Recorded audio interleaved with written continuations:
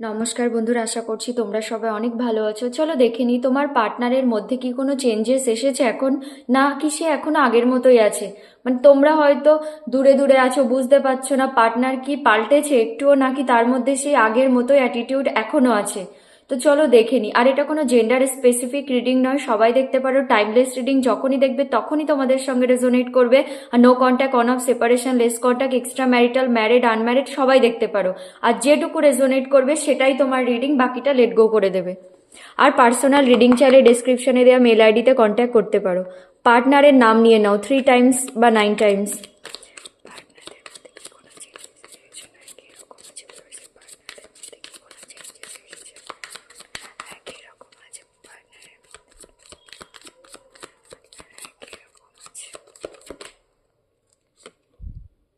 Lovers, প্রথমেই lovers. Okay, world.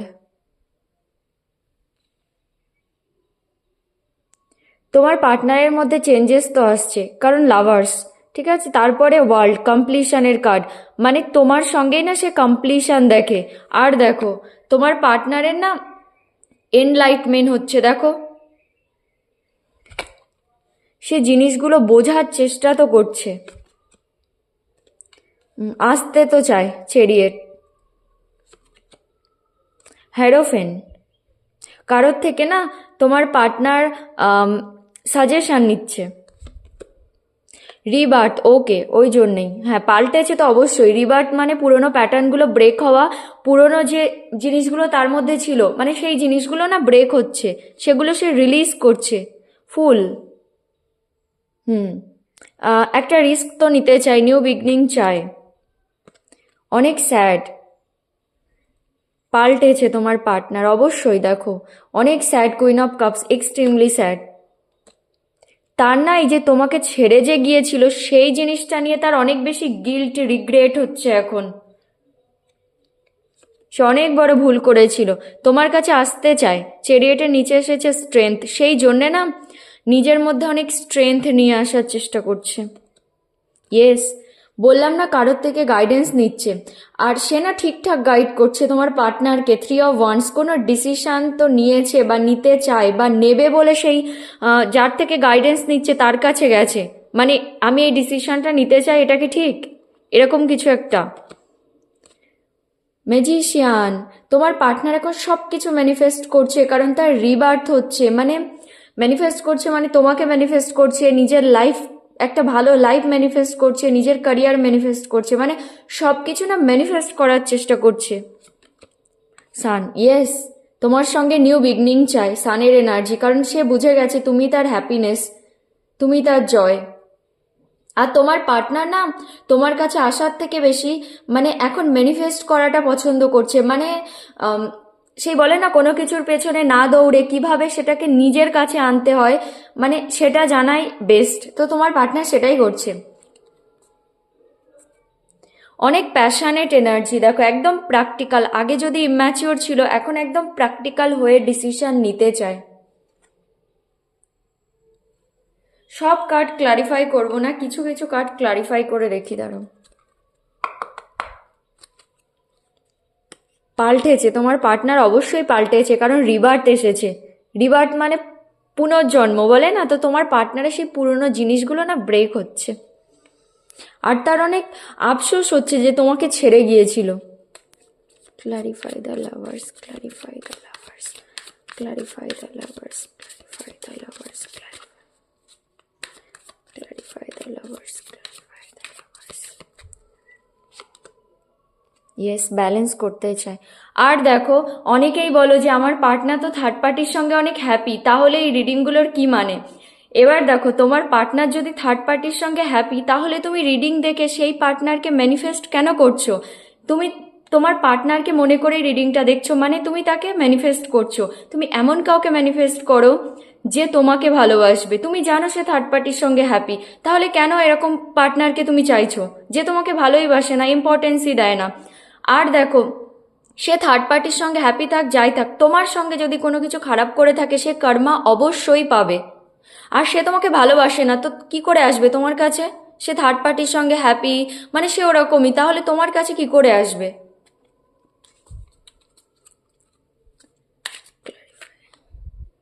clarify, 8 of cups, 8 of cups, clarify, 8 of cups, 8 of cups, clarify, 8 of cups, 8 of cups, 8 of cups.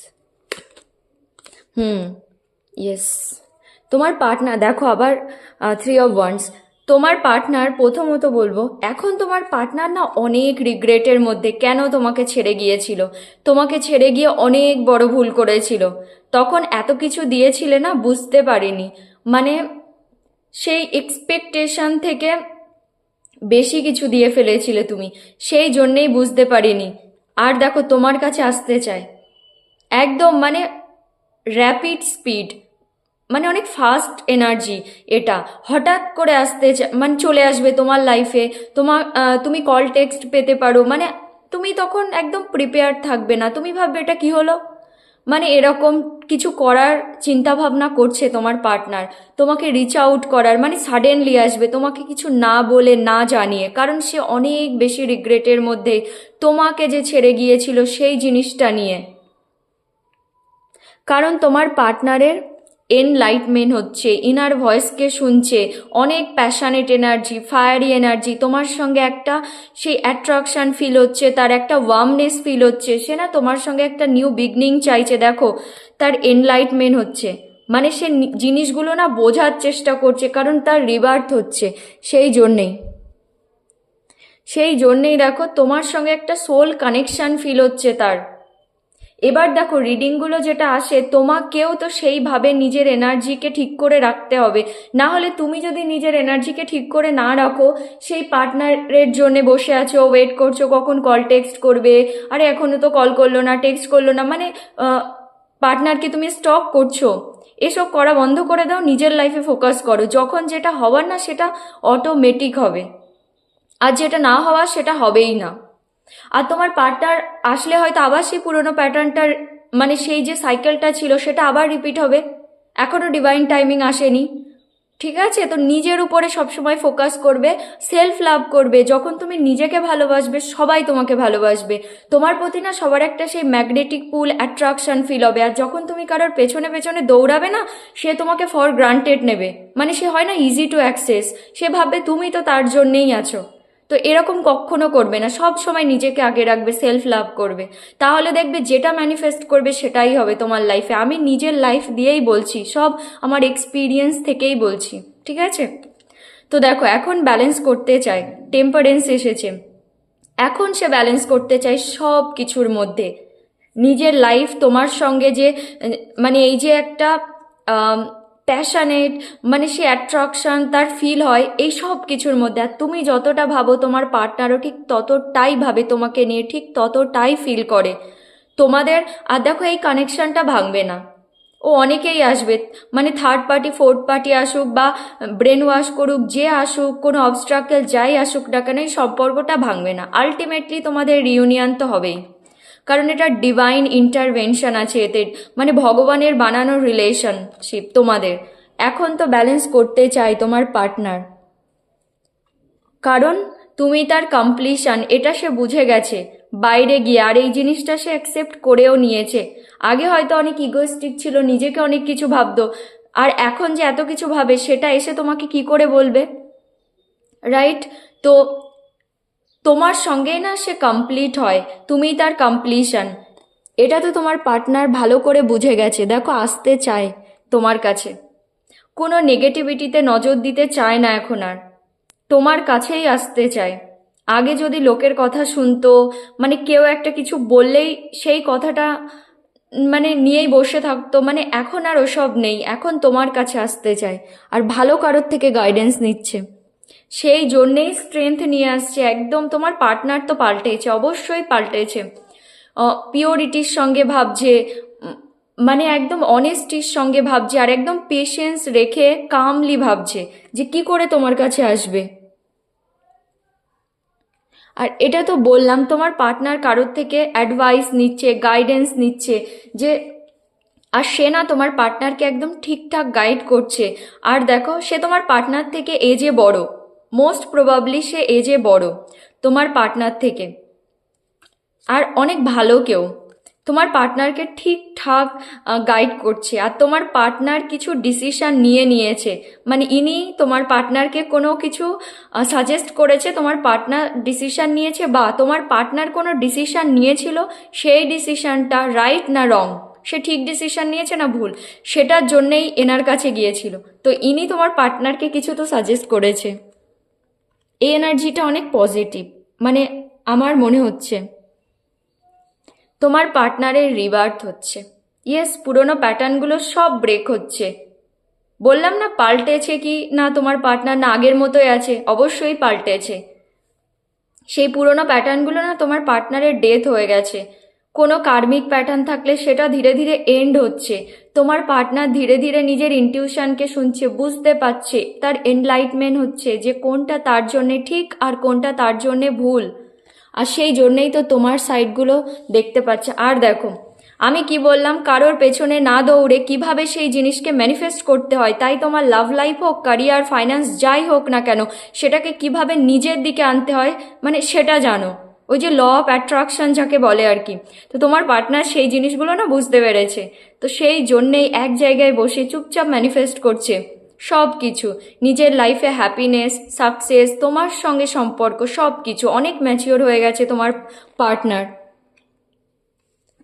তোমার সঙ্গে একটা new beginning manifest করছে। আগে immature ছিল, care free ছিল, সম্পর্ককে ওইভাবেই নিয়েছিল, কিন্তু এখন না সেটা আর দেখাতে চায় না সেই ম্যাচিওরিটি। কারণ দেখো কোনো অ্যাকশান তো নিতে চায়, আর সেটা একদম ম্যাচিওরিটির সঙ্গে, কোনো প্যাশনেটলি কোনো অ্যাকশান নিতে চায়, আর এই সম্পর্কে এখন রিস্ক নিতে চায়।